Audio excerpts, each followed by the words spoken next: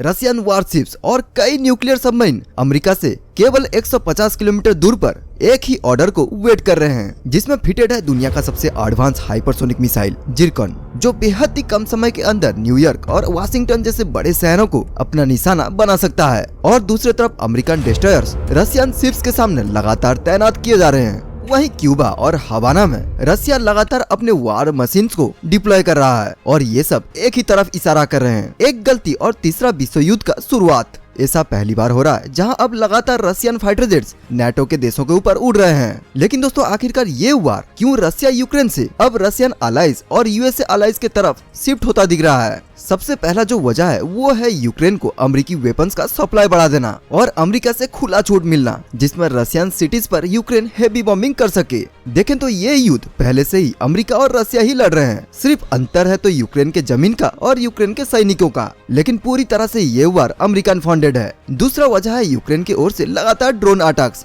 जिसमें अमेरिका अपने सैटेलाइट के जरिए यूक्रेन को इंटेलिजेंस प्रोवाइड करता है, जिसके आधार पर यूक्रेन ऑयल रिफाइनरीज और मिलिट्री इंस्टॉलेशन पर ड्रोन अटैक्स करवा देता है।